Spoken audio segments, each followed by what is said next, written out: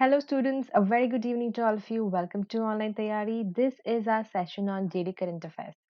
The first question we have for today: besides Israel, which two Gulf countries have signed the historic US brokered Abraham Accords peace agreement? So I'll tell you a little about Abraham Accord so that you will have an idea about this. So the Abraham Accord is nothing but the countries have agreed on the exchange of embassies and ambassadors and cooperation across a broad range of fields like healthcare, education, trade, and securities. Okay, so I've just given you a clue. So you will have to decide which countries. The right option is option B, Bahrain and UAE. So in a historic deal, Israel, Bahrain, and UAE, they have signed Abraham Accords in signing ceremony led by the United States President Donald Trump at the White House on 15 September. So what is the significance? The main deal, it aims to establish the foundation of peace agreements between Israel and the two Arab nations, that is the United Arab Emirates and Bahrain. Clear, students? Let me move to the next one. Recently, a Category 2 hurricane Sally has hit which of the following places? It is option D, Florida and Alabama. Okay. So the Category 2 hurricane Sally, it made landfall close to Gulf shore, spreading strong winds inland across southeastern Alabama and western Florida with 105 mph winds and rain measured in feet and not in inches. Okay, so what is the impact it has got? So it brought catastrophic and life-threatening flooding damages in Florida and Alabama. It accelerated and devastated the Pensacola and Mobile, Alabama metropolitan areas, affecting nearly 1 million people. Okay, so it mostly almost it accelerated and devastated the place, and it also had mobile places, that is Pensacola. Right, clear? So what is this category 2 hurricane, students? So there are extremely dangerous winds between 96 to 110 mph and they cause extensive damage. So Hurricane France in 2004 is another example of category 2 hurricane when it hit the west coast of Florida. Clear? Moving to the next one. Which country has signed a statement of intent to strengthen the bilateral dialogue on defense technology cooperation with India? You have four options. The right option is option C, USA. So it was signed during the 10th Defense Technology and Trade Initiative Group meeting. So what is the significance of this? To create opportunities for co-production and co-development of military equipment. So I'll just give you a few details about DTTI, that is Defense Technology and Trade Initiative. It is a India-US mechanism to strengthen opportunities in the field of defense, and it was established in 2012. There are four joint working groups focused on land, air, naval, and aircraft carrier technologies have been established under DTTI. Clear? Moving to the next one. So, with regards to the recently passed Institute of Teaching and Research in Ayurveda Bill 2020, consider the following statements. So, the first statement is the bill seeks to establish a state of the art Ayurvedic institution at Jaipur, Rajasthan. So, concentrate on the words or the phrases I'm underlining, students. The second statement the institute will be under the Government of India to develop patterns of teaching in undergraduate and postgraduate education in Ayurveda and pharmacy. The third statement it will be the first institution with institution of national importance status in the Ayush sector. So, which of the following are right? I'll tell you it is option C, only three. Only the third statement is right. I'll tell you why the first statement and second statements are incorrect. The first statement is the bill seeks to establish the state of art Ayurvedic institution is right, but it is not at Jaipur, Rajasthan. It is at Jamnagar, Gujarat. It is called the Institute of Teaching and Research in Ayurveda. Okay, clear?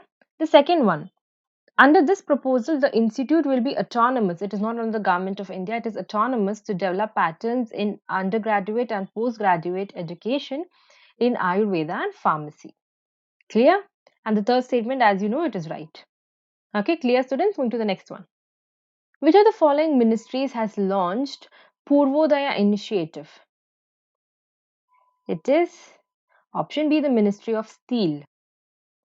For the development of steel clusters, Purvodaya initiative has been launched by the Ministry of Steel. This information was shared by the Union Minister for Steel, Shri Dharmendra Pradhan in Rajya Sabha. So, what is the significance of this? For the development of integrated steel hubs in Odisha, Chhattisgarh, West Bengal, Jharkhand, and Andhra Pradesh, okay, it's mainly for that, and it also aims to focus on the development of the eastern region by establishing greenfield and brownfield steel plants for increasing the capacity, making steel clusters, integrated steel plants, also demand centers, and evolution of logistics and utility infrastructure. Clear. Moving to the next one. Recently in the news, which of the following countries have come under the Mekong Nations? It is option D, Myanmar. So, what are these Mekong countries? So, Myanmar, Cambodia, Laos, Thailand, Vietnam from Southeast Asia. So, the name is derived from Mekong River in Tibet, which flows south to east through China, Laos, Cambodia, and Vietnam, emptying in the South China Sea. Okay. So, the USA has announced a Mekong US partnership with aims to restrain China's increased influence in Southeast Asia to promote the economic independence of partner nations. So, what is the significance of this? It will expand areas of cooperation, economic connectivity, develop east west transportation facilities, energy security, etc. Okay, clear, students? Moving to the next one. Which of the following is not the recommendation of the report of startups by the Standing Parliamentary Committee on Finance? It is option C. Foreign development finance institutions should not participate. So, the foreign development finance institution should not participate is the recommendation of the report on startups by the Standing Parliamentary Committee on Finance. In fact, the foreign development finance institutions can be encouraged to participate in setting up a fund of funds structures for startups. Okay, clear? Moving to the eighth one. When is the International Day for the Preservation of the Ozone Layer observed? It is option B, September 16th.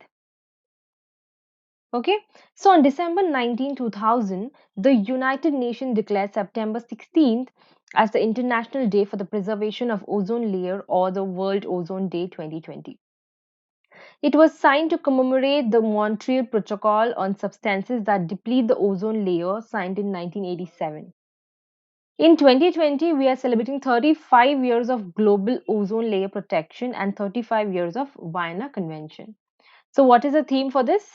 For this year? Ozone for life, 35 years of ozone layer protection. Okay. What's the significance? It's mainly because this day is celebrated to spread, awareness about the importance of the ozone layer. Clear? Moving to the next one. Recently, Dr. Kapila Vatsyayan passed away. She belonged to which of the following fields? You have four options. The right option is option C. Indian classical dance, art and architecture.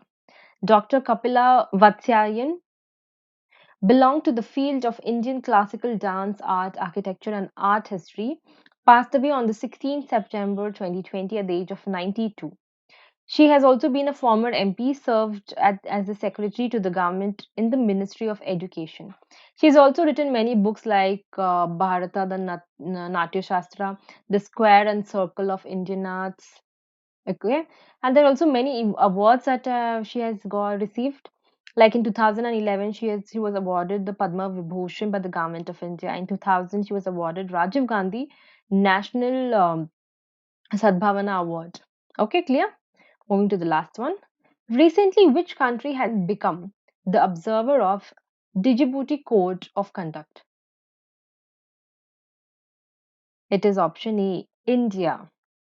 So, the Ministry of External Affairs informed that India has joined the Djibouti Code of Conduct as an observer after the high level virtual meeting of the Djibouti Code of Conduct.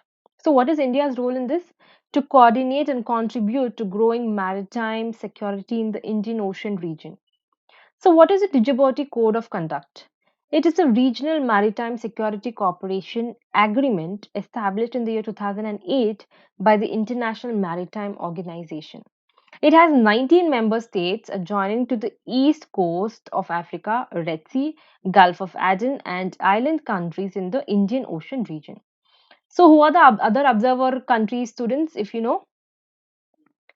So, it is Japan, Norway, the UK, and the USA. Okay, clear? So, students, these are the 10 questions for today. I hope you all are clear with all the 10 questions I have discussed until now. Tomorrow, I'll be coming up with another set of MCQs for you. Until then, stay tuned to Online Tayari. Thank you.